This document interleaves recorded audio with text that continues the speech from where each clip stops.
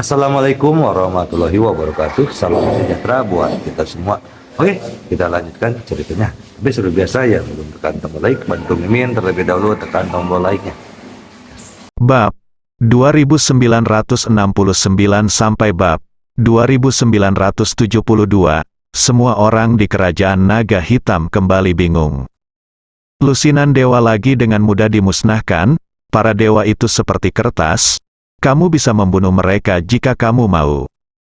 Belum lagi orang lain.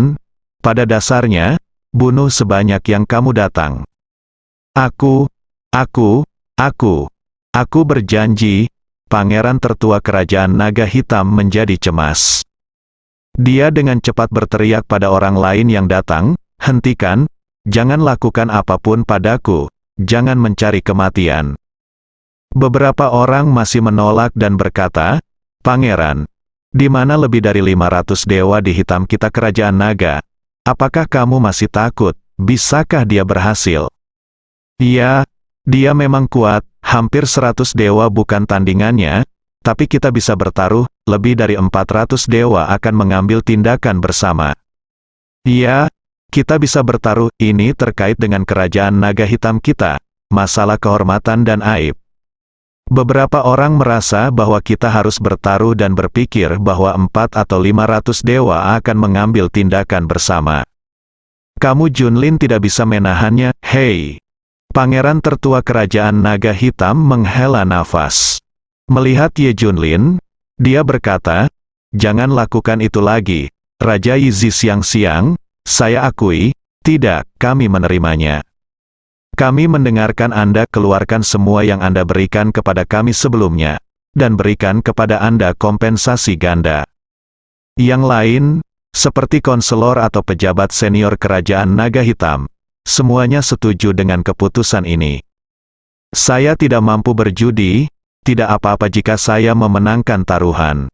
Kalah taruhannya, semua dewa telah pergi. Apakah kerajaan naga hitam dapat bertahan atau tidak adalah sebuah pertanyaan. Mungkin Ye Junlin harus langsung dihapus dari peta. Sangat buruk, jika 100 dewa mengatakan pembunuhan instan, mereka semua akan terbunuh seketika. 400 dewa yang tersisa mungkin tidak cukup untuk membunuh. Tidak ada seorang pun yang mau mempertaruhkan semua harta bendanya. Anda hanya bisa berkompromi, ini bukan hanya maksud dari pangeran tertua kerajaan naga hitam. Inilah yang dipikirkan semua orang, tidak ada yang berani bertaruh. Kalau begitu keluarkan semuanya, lalu gandakan kompensasinya. Jika kamu membayar lebih, kamu tidak akan memiliki banyak sumber daya. Ye Junlin berkata dengan ringan, mustahil. Mereka hanya bisa setuju. Pangeran tertua kerajaan naga hitam memandang yang lain dan berteriak, mengapa kamu masih berdiri di sana? Cepat dan pindahkan barang-barang itu ke Raja Yizi Bingjian, apakah kamu menunggu untuk mati? Selanjutnya, penduduk kerajaan naga hitam memasukkan sumber daya ke dalam pesawat sedikit demi sedikit. Artinya, sumber daya belum hangat di tangan mereka dan harus diserahkan. Ini terlalu buruk, tapi tidak mungkin, jika kamu tidak menyerahkannya, kamu akan mati. Biarkan Ye Junlin membunuh lagi dan lagi. Ye Junlin tidak hanya mengembalikan semua sumber dayanya, dia juga membayar kompensasi ganda. Ye Junlin hampir merampok semua yang mereka simpan. Dagingku sakit, hatiku terluka. Semua orang hanya bisa menonton tanpa daya. Dia mengepalkan tangannya dengan marah, masing-masing dari mereka tampak ingin memakan Ye Junlin. Ye Junlin memandang mereka dan tersenyum, apakah kamu tidak bahagia, lalu terus bertarung. Semuanya, sudut mulut pangeran tertua kerajaan naga hitam bergerak-gerak dengan keras. Mengalahkan, siapa yang berani melawan? Jumlah dewa tidak cukup untuk membunuh. Apakah mudah untuk menabung kekayaan sekecil itu? Ye Junlin akan membunuh mereka semua. Kerajaan naga hitam telah berakhir. Mentolerir, saya hanya bisa menanggungnya. Tidak peduli betapa arogan dan provokatifnya Ye Junlin, dia tidak bisa punya ide. Mentolerir, setiap orang telah menjadi penyu ninja. Akhirnya, Semua sumber daya dimuat ke kedua pesawat tersebut. Semua orang di kerajaan naga hitam hanya bisa berharap jika mereka menjadi lebih kuat di masa depan, mereka akan menyelesaikan masalah dengan Ye Junlin lagi. Tuan Ye, sudah waktunya kita pergi, desak Dr. Dark. Dia dan God Brain mengemudikan pesawat sendirian. Tunggu sebentar, Ye Junlin tidak bergerak. Hal ini membuat semua orang merasa aneh. Ingin tahu apa yang akan dilakukan Ye Junlin selanjutnya. Pangeran tertua kerajaan naga hitam bertanya langsung. Apakah ada hal lain yang terjadi dengan Raja Yizi? Mungkinkah? Dia menduga Ye Junlin ingin menarik kembali kata-katanya dan menambahkan syarat. Aku sudah lama melihatmu tidak bahagia, jadi aku akan membunuhmu. Apakah kamu keberatan? Ye Junlin berkata kepada pangeran tertua kerajaan naga hitam. Jika kata-katanya tidak mengejutkan, maka saya akan mati. Begitu kata-kata ini keluar, seluruh penonton merasa ngeri. Semua orang memandang Ye Junlin dengan tidak percaya. Alasan pembunuhan ini, itu sudah cukup. Saya melihat Anda tidak bahagia, saya akan membunuhmu. Punya pendapat, bahkan dokter kegelapan pun tidak menduganya. Mereka mengira ini adalah akhir dari masalahnya. Saya tidak menyangka ini belum berakhir, aku. Pangeran tertua kerajaan naga hitam tampak bingung dan menatap Ye Junlin dengan tatapan kosong. Dia tidak menyangka Ye Junlin akan tiba-tiba mengatakan ini. Aku, pangeran tertua kerajaan naga hitam ingin mengatakan sesuatu yang lain. Saya melihat kilatan cahaya dingin, garis darah muncul di leher pangeran tertua kerajaan naga hitam. Dia tercengang, semua orang yang hadir tercengang. Tidak ada yang menyangka Ye Junlin akan mengambil tindakan segera setelah dia mengatakannya. Tak kenal belas kasihan, semua orang seperti zombie. Saya tidak bisa sadar untuk waktu yang lama, plop. Hingga tubuh pangeran tertua kerajaan naga hitam terhempas ke tanah dengan keras. Baru pada saat itulah semua orang sadar satu persatu. Kamu, apakah kamu tahu apa yang kamu lakukan? Kamu benar-benar membunuh pangeran tertua. Semua orang di kerajaan naga hitam marah. Mereka semua berteriak pada Ye Junlin. Kesengsaraan ilahi ditangguhkan di depan Ye Junlin. Dan dia berkata dengan tenang, apakah kamu ingin membunuhku? Kalau begitu lakukanlah. Bas-bas, kesengsaraan ilahi bergetar karena kegembiraan.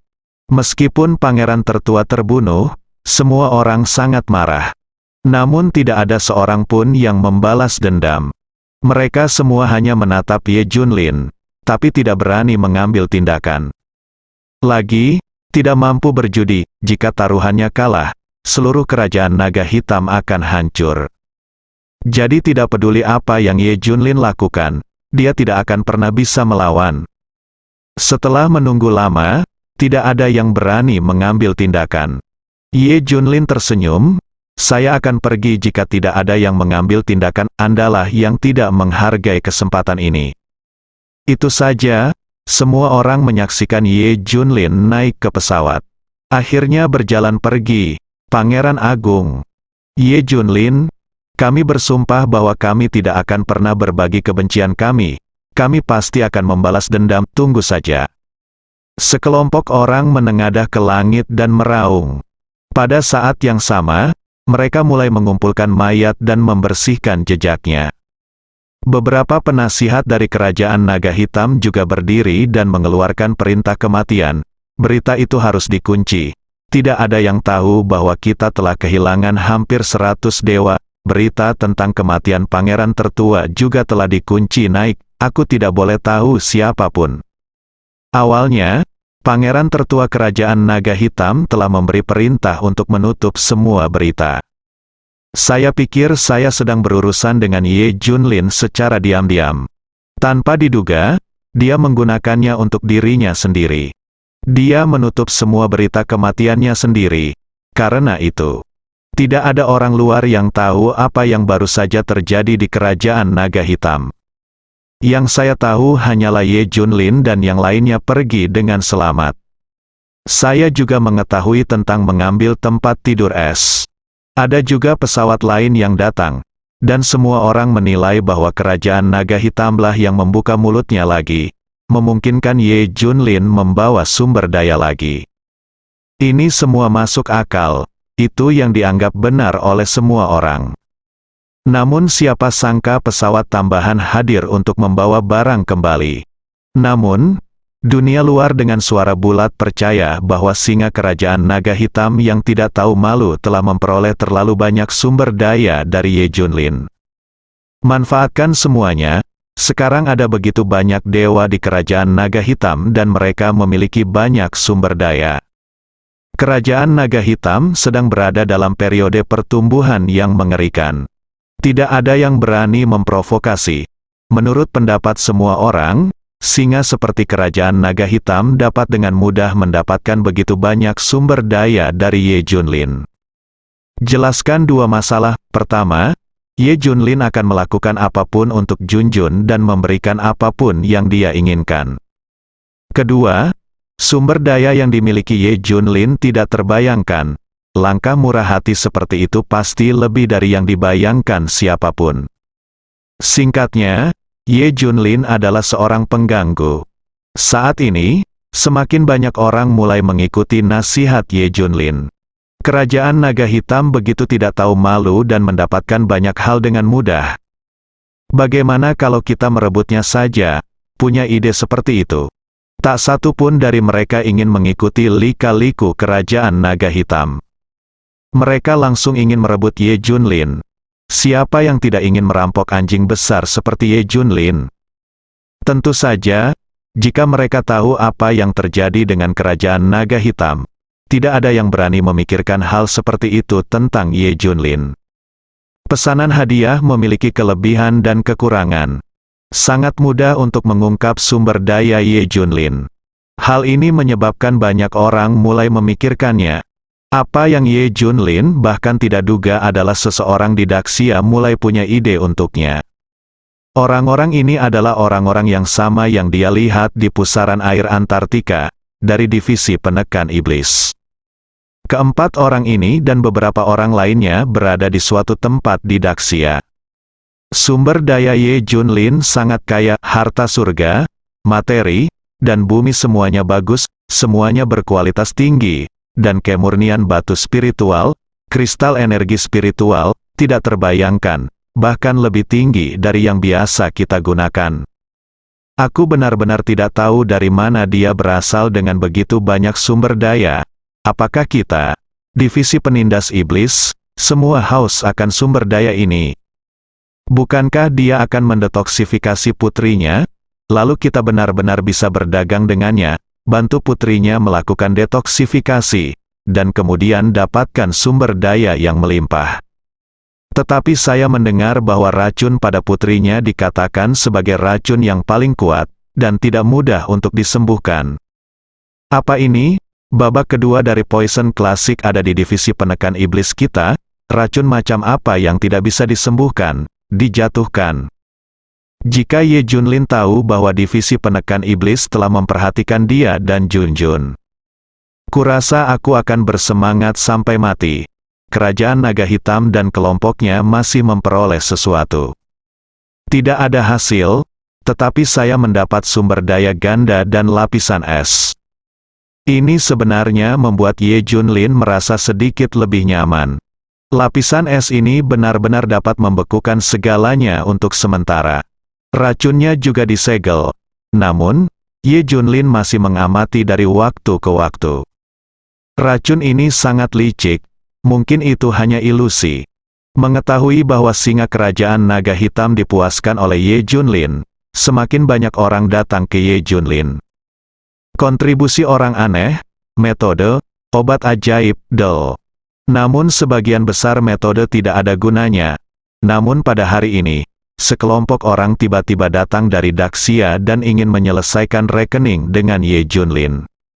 Semua orang berteriak dengan keras. Dr. Dark memberitahu Ye Junlin tentang hal ini. Ye Junlin membiarkan mereka semua masuk. Setelah ratusan orang tiba, mereka berteriak kepada Ye Junlin. Ye Junlin adalah raja satu kata Daxia. Kamu terlalu egois. Kami belum pernah melihat orang egois sepertimu, sayang sekali. Apakah kamu masih raja satu kata Daxia? Bingung, Ye Junlin benar-benar bingung. Apakah dia egois? Bagaimana situasinya, kenapa dia egois? Selain itu, sebagai Raja Daxia, dia selalu mengabdikan hidupnya untuk Daxia, bukan? Mereka yang berinvestasi paling banyak di Daxia adalah mereka yang berinvestasi paling banyak. Mati demi Daxia, pertimbangkan Daxia dalam setiap aspek. Berapa kali Anda melapor ke neraka? Saya telah menjalani kehidupan menjilat darah dari ujung pisau. Dia layak untuk Daxia, dia layak menyandang gelar Raja Daxia. Setiap orang harus bersyukur, dialah yang melindungi Daxia sampai sekarang. Entah itu di tempat terbuka atau di tempat gelap. Dia menjaga Daxia, bahkan 2 kali terakhir ketika seseorang membuat rencana untuk Daxia, dialah yang mengambil tindakan. Egois, dari mana datangnya sikap egois? Kapan Ye Junlin pernah bersikap egois? Apakah kamu melakukan sesuatu terhadap Daxia demi dirimu sendiri? Itu semua tidak masuk akal, itu semua tidak masuk akal. Ye Junlin memandangi kerumunan dan berteriak, "Siapa kamu? Kamu datang dan mengatakan aku egois. Apakah kamu memenuhi syarat?" Ye Junlin, bukankah kamu pikir kamu egois sekarang? Kamu pantas mendapatkannya untuk menjadi raja dunia. Apakah kamu layak menyandang gelar Daxia? Apa yang terjadi di Daxia sekarang? Bagaimana dengan dirimu sendiri? Apa yang kamu lakukan? Pernahkah kamu peduli dengan Daxia sekarang? Bukankah ini egois? Kamu masih ingin bertanya kepada kami? Apakah kamu tidak mengetahuinya dengan baik? Menghadapi kritik seperti itu, Ye Junlin menjadi semakin tercengang. Apa yang terjadi padanya? Mengapa orang-orang ini bertingkah seperti anjing gila? Begitu Anda bertemu dengannya, Anda menggigitnya seperti orang gila. Di mana aku egois? Tolong jelaskan dengan jelas. Kata Ye Junlin dengan marah. Ye Junlin, apakah kamu memiliki banyak sumber daya sekarang? Apakah harta surga, bumi, harta karun, dan kristal energi spiritual membanjiri pegunungan? Kamu memberi banyak uang kepada semua orang. Tanya pemimpin itu. Ye Junlin mengangguk. Ya, masalah ini bukan rahasia, semua orang di dunia mengetahuinya. Kan, saya memiliki banyak sumber daya, lebih dari yang Anda bayangkan. Dia mengakui dengan murah hati. Ini bukan rahasia. Itu dia, kamu punya begitu banyak sumber daya. Pernahkah kamu memberi Daxia sepotong materi surgawi atau harta duniawi? Pernahkah kamu memberi Daxia kristal energi spiritual? Tidak, Daxia bahkan tidak melihat sehelai rambut pun, jangan bicara tentang memakannya. Dagingnya ada di dalam sup, tapi kamu bahkan tidak bisa mencium aromanya. Itu benar, Daxia belum menerima bahkan setengah dari sumber dayamu. Pada awalnya, kami semua menaruh harapan kami padamu, berharap Anda akan menggunakan sumber daya untuk memberi makan kembali Daxia, sehingga Daxia dapat memperoleh manfaat darinya. Di mana Xia Xingli? Tapi kami telah menunggu begitu lama dan tidak tahu, kami baru saja datang untuk mencari Anda. Ketika hal ini disebutkan, semua orang marah dan berteriak jalan. Dipahami, Ye Junlin akhirnya mengerti, mengapa orang-orang begitu tidak puas dengan diri mereka sendiri dan mengatakan bahwa mereka egois. Ternyata itu alasannya, dia memiliki sumber daya yang sama kayanya dengan negara lain. Tapi dia tidak memberi Daxia setengah sen pun. Mereka merasa egois, ternyata dalam persepsi semua orang. Jika memiliki sumber daya, hal pertama yang mereka lakukan adalah menyerahkannya kepada Daxia. Tidak mempertimbangkan Daxia dan tidak memberi kepada Daxia adalah hal yang egois. Dia tidak pantas menjadi raja berdampingan, konyol. Ini sangat konyol, jadi ini keegoisan. Apakah Anda di sini untuk menyerang diri sendiri? Mereka telah melupakan semua yang telah mereka lakukan sebelumnya. Peduli saja dengan momen saat ini, saya hanya peduli apakah Ye Junlin memberikan sumber daya kepada Daxia sekarang. Tentu saja, Ye Junlin tahu bahwa jumlah orangnya sangat sedikit.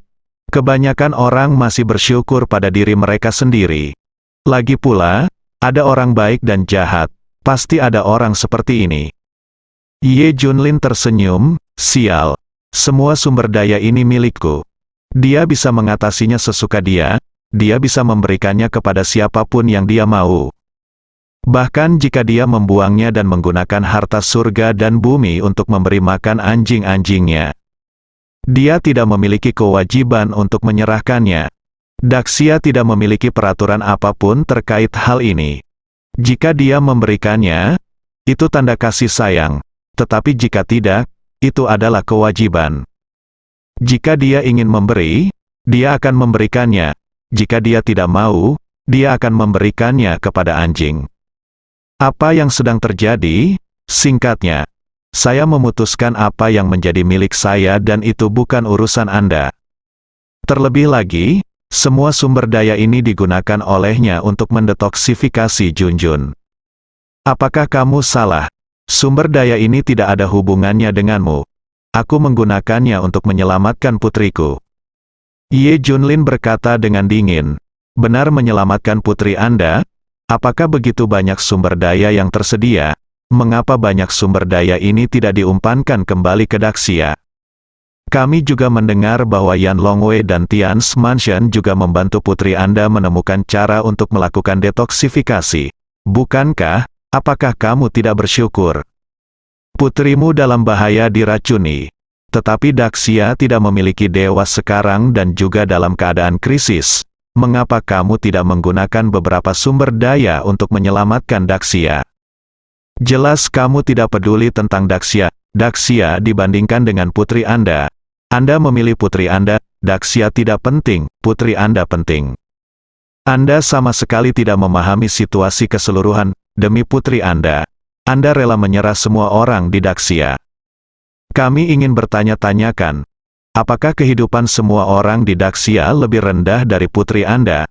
Alasan utamanya adalah untuk menyelamatkan putri Anda, dan secara sembarangan memberikan sumber daya kepada negara dan kekuatan lain. Semakin kuat mereka, semakin besar ancaman yang dihadapi Daxia.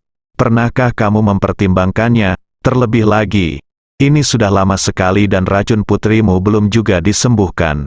Semua usahamu sia-sia. Bersambung.